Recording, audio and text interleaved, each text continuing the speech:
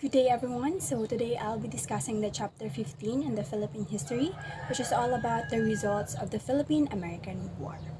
So the Philippine-American War resulted in great loss of lives and decreased economic productivity which affected the whole population, rich and poor alike. So yung Philippine-American War resulted in great loss of lives. So maraming namatay eventually and nagkaroon din ng pagbagsak ng ekonomiya lalo na sa sektor ng agrikultura.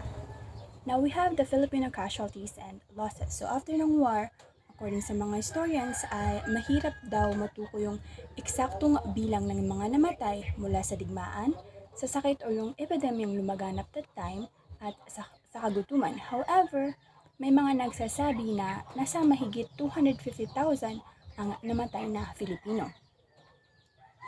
General Franklin Bell, who took charge of the bloody campaigns in Batangas, admitted in an interview that over 600,000 people in Luzon had been killed and had died of disease as a result of the war.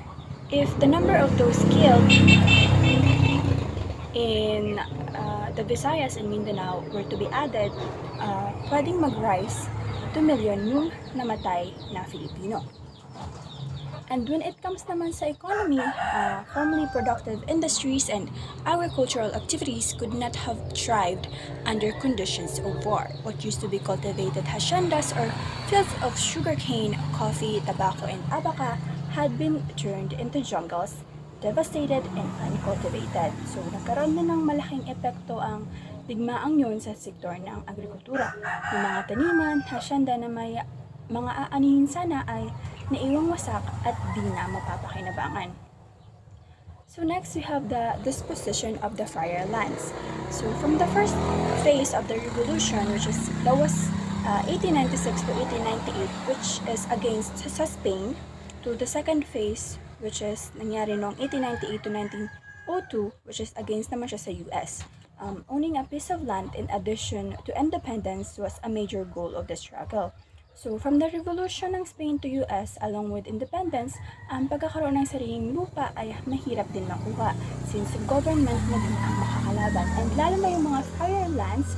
So, when we say friar lands, ito yung mga lupain na pagmamayari ng simbahan. Sadly, the friar lands got confiscated and by the revolution government. And yung mga lupain na yun is pwede lang mapasa kamay ng mga may pera. As a result, these lands were awarded or given to the ilustrados or the enlightened ones or the educated ones only. And sadly, yung mga peasants or mga magsasakang namamahala noon didn't get the share they deserved. So when the Treaty of Paris was signed, where Spain ceded the Philippines to the US for $20 million, huge tracts of church lands amounting to 422,000 acres became the property of the US colonial government. So the Spain ceded the Philippines to the US sa halagang $20 million. And with that, napasakamay tayo ng mga Amerikanos and yung kabuuan din ng church lands ay napasakamay din nila. So next, we have the Philippinization of the church. The Aglipayan Church, as you can see in the picture, or the Iglesia Filipina Independiente, is the great extent of the story of the struggle of the Filipino clergy to Philippinize the Catholic Church in the Philippines. So, the backstory of the Aglipayan Church shows how the Filipino clergy struggled to Philippinize the Catholic Church and also the struggle to revive then the secularization which later on became the Philippinization movement. Since the great majority of the priors were Spaniards, it was natural that they sided with the government during the Katipunan Revolution. And because of that, it drives Mabini to wrote a letter to General Otis in 1898 in which Mabini pointed out that the friars were arming themselves and fighting the Philippines. And the second part of the revolution, which began nung bumalik sa Pilipinas si Aguinaldo in 1898, in which the Governor General and the Archbishop tried to win over the people to the side of Spain. And from there, pinadala nila si Father Gregorio Aglipay, a Filipino secular priest who sympathized with Spain, to persuade the revolutionary leaders, especially General Artemio Ricarte, Mariano Trias, and Emiliano Riego de Dios, to side with the Spaniards against the Americans. But then, Aglipay failed to persuade the leaders. Then there Aguinaldo, uh, Aguinaldo, nakakarating lang from Hong Kong, requested Aglipay to go to the northern Luzon to propagate the revolutionary cause. And in turn, the Archbishop Bernardino Nozalida urged Aglipay to investigate the condition kung ano ba yung nagaganap sa mga parishes doon. And ayun, sinunod naman yun ni Aglipay, and after that, he came back to Manila to report his findings. But however, Manila was being besieged by Aguinaldo's forces, and by that, Aglipay realized what was happening in that situation. And then he went to Cavite, and then there he joined the revolutionary forces. Aglipay becomes military vicar general. It happened on October 20, 1898. Aguinaldo appointed Aglipay as the military vicar general. As such, siya yung naging leader ng revolutionary government. Next, we have the Nozalida excommunicate Aglipay. Aglipay's position in the Catholic Church and in the revolutionary government was anomalous. So yung pagkakalagay sa kanya sa posisyon na yun was illegal. As a Catholic priest, he owed allegiance to the Church. But as a Filipino, he owed allegiance to the revolutionary government. Faced by this dilemma, Aglipay chose to be Filipino first, in which pamumunuan niya yung revolutionary government. After niyang ma-appoint as the military vicar general, nagpalabas siya ng circular or motion sa mga Pilipinong pare to unite as one for the country. And in the circular, he said, the revolutionary government is supporting us in our aims because it cannot recognize as head of the Filipino clergy and a Spanish bishop. For the powerful political influence of the clergy and the Spanish government is proverbial. And on October 22, 1898, Aglipay urged the Filipino priests to organize themselves so as to occupy all vacant parishes. So Nozalida was alarmed by this development. So in April 1899, he accused Aglipay of usurping power and punished. And on May 5, 1899, Nozalida issued a decree excommunicating Aglipay. The decree declared Aglipay to be a usurper and a schismatic or hindi pantay na pagtrato, in which Aglipay, for his part, he also accused Nozalida of starving the Filipino masses and of collaborating with the Americans. Next, we have the Mabini and the National Church. Being a patriot and a nationalist, Mabini, who no longer held a government position, was vacationing in Rosales, Pangasinan, where he issued a manifesto. So on October 22, 1899, urging the Filipino priests to establish a national church. According to his manifesto, let the Filipino clergy show their zeal and love for the church. Let them show their capacity to govern not only the parishes, but also the diocese. Next, we have the National Church. Mabini's suggestion was heard by the Filipino clergy to establish a Filipino National Church. By then, the Filipino priests believed that the time had come for them to assert their right not only to occupy parishes, but also occupy high positions in the church. And on October 23, 1899, he called a meeting of Filipino priests at Paniki, Tarlac. In his speech, he said that the Catholic Church in the Philippines should be Filipinized, that is administered by Filipino priests. Next, you have the opposition of Filipinization. Pero yung pag-Filipinize ng church sa Philippines is hindi naging madali due to the series of Filipino defeats on the fields of battle. And in January 19,000s, the new apostolic delegate to the Philippines, Monsignor Placido Chapel, an American, arrived in Manila. Instead of sympathizing with the Filipino priest, he announced that those who opposed the Spanish friars were the enemies of religion and public order. Then he threatened the Filipino priest by saying that he would dominate them by force, and hindi lang yun.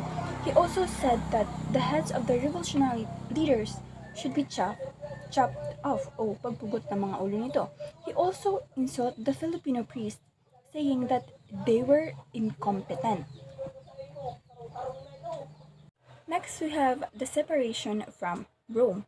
In Rome, two Filipino priests, Jose Chanco and Salustiano Araujo, appeared before the Pope and told His Holiness about the problem of the Filipino clergy. And in Spain naman, a Filipino writer and scholar, Isabelo de los Reyes, angrily demanded the establishment of a Filipino church independent of Rome. And in 1901, Isabelo de los Reyes returned to Manila. He founded the first labor union in the Philippines in July of the same year. He called it Union Obrera Democratica or Democratic Labor Union. On the night of August 3, he called a meeting on his labor union and delivered a bitter anti-friar speech. He suggested the establishment of a Filipino church independent from Rome, in which pamumunuan yun ni Agripay as the supreme bishop. The suggestion was proclaimed by those present, and yun na yung tinatawag nilang Iglesia Filipina Independiente or the Philippine Independent Church. And with the founding of this church, the separation from Rome was complete. Next, we have the converts to the new church. So Isabelo de los Reyes made a list of what he considered to be sympathizers of the new church. He included in his list such big names as Fernando Maria Guerrero, Martin Ocampo, Trinidad H. Pardo de Tavera, Manuel Artigas, and priests such as Adriano Garces, Jorge Berlin, Manuel Rojas, Toribio Dominguez, and others. But the people in the said list were not hostile to the new church, means hindi naman sila against with the new church, but they were not prepared to join either. So with that, they didn't. But later on, more followers came to swell the ranks of the Philippine Independent Church. Next, we have attempts to win back Aglipay. Father Francisco Foradada, a Spanish author of a book on the Philippines, to persuade Aglipay to return to the Catholic Church. Aglipay actually had not yet left the Catholic Church. It's just that he was working for the Philippinization of the Church in the Philippines by that time, in which it means that Filipinos and not Spaniards ang mamumuno sa simbahan. And on the fifth day of the conference between Aglipay and Foradada, the latter asked Aglipay to sign a document which was a confession of Catholic faith. But Aglipay refused to sign that document and leave the Jesuits in anger. Next, we have the consecration of Aglipay as bishop. What happened between Aglipay and Father Foradada gave Aglipay the excuse to accept the position of Supreme Bishop of the Iglesia Filipina Independiente. And later on, he accepted the position. And on October 1, 1902, he presided over the meeting of the council which was summoned to frame a constitution for the new church.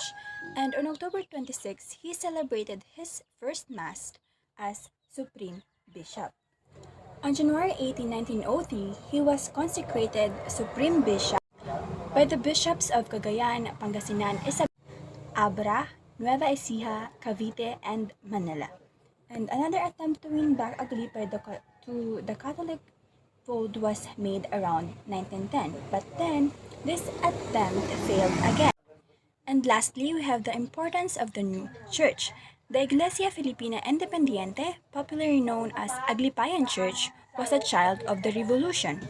As such, it was in line with the nationalistic spirit that dominated the Filipino patriots who fought not only for political but also for religious independence. The Aglipayan movement was a reaction to the Spanish refusal na kilalanin ang mga Pilipinong pare na pamunuan ang Catholic Church sa Pilipinas. That many of the Filipino priests dared to join the movement to be independent from Rome was proof that they too were patriotic like their countrymen in arms against Spain and later against United States.